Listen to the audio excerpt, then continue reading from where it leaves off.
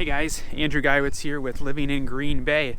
I am going to go check out an old home in Green Bay today. I'm excited to see that. I'm not going to take you along for that necessarily, but I figured since it was just April Fool's the other day that I could do a little video talking about some things that surprise people or maybe catch people off guard, kind of April Fool's-y stuff in this video today, just to share some things that might surprise you if you're moving to Green Bay or getting to know the area for the first time, or maybe even better. So let's hop in the car. We're gonna drive over to the showing and you can learn some things that might be kind of April Fool's-y for you on the way.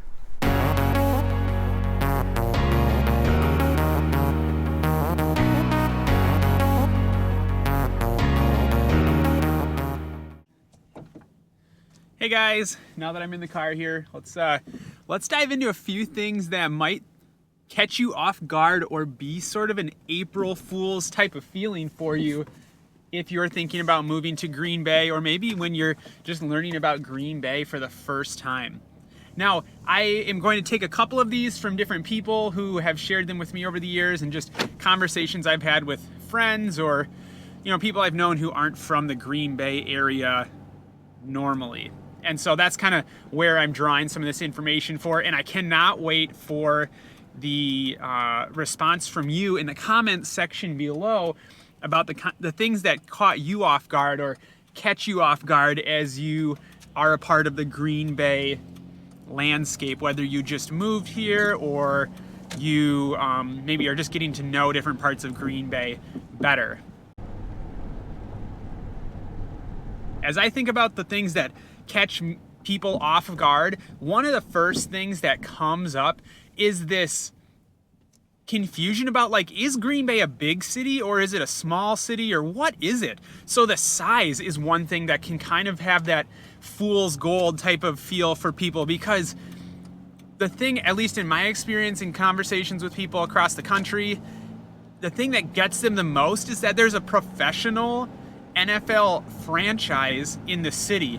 And pretty much across the board, when you look at cities in America that have an NFL franchise, they're very large to very large cities. And so it's just sort of assumed, when people don't necessarily do too much research, that, oh, the city has an NFL franchise, it must be a big city. Green Bay is roughly 100 and some change thousand people, with a metro area that they say is around like 300,000.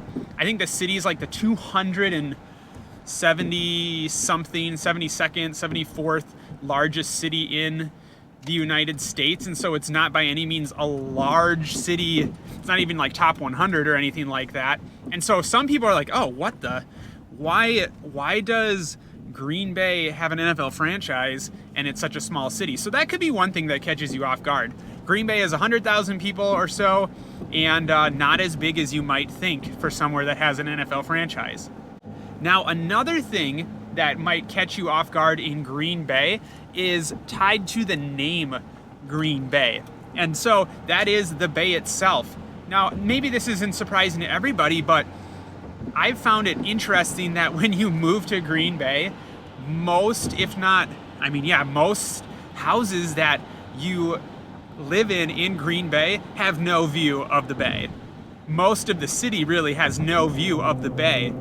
It's almost as if the city is more oriented towards the Fox River, which runs through the middle of it, than the bay itself. So you have the city and its namesake Green Bay, but it really doesn't view the bay from a lot of areas, just the northern side of the city. So that could catch you off guard as you're thinking, oh, I'm going to live in a city called Green Bay, it's probably going to be right on the bay. A lot of the city, you can't actually see the bay. So referencing the Fox River there is another thing that might catch you off guard and slow you down if you're trying to get anywhere in Green Bay. And that is that not all bridges in Green Bay are created equal. There are a number of bridges, particularly in the downtown Green Bay area, that are lift bridges, because we have shipping infrastructure in Green Bay. We've got ships coming through, picking up different goods and taking them out to the Green Bay and Lake Michigan and to the world, wherever from there. And we need the bridges to go up and down to get these huge ships through. So if you aren't careful, you might get stuck, surprised by a bridge being up, or God forbid, feels like it happens more than we want, out of service even, because it's not working properly. And so either of those could surprise you on a given day, thinking your route is going to be clean and clear, and it is in fact not. Hey guys, if you are getting value from the video and enjoying it, go ahead, hit that thumbs up button if you wouldn't mind, to just let the YouTube algorithm know that you are enjoying living in Green Bay and you want to see more. Otherwise, also don't forget to subscribe to the channel and hit that little bell to get notifications when we release new content.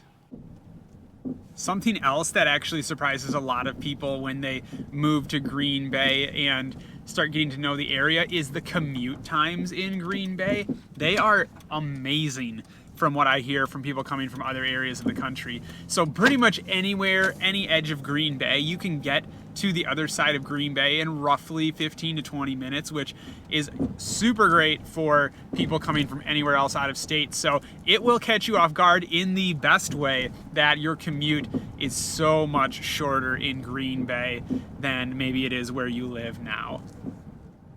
Another thing that might catch you off guard or April Fool's joke you in Green Bay is the weather. It is absolutely impossible to predict what March and April weather is going to be like in Green Bay. Is it snow? Is it sun?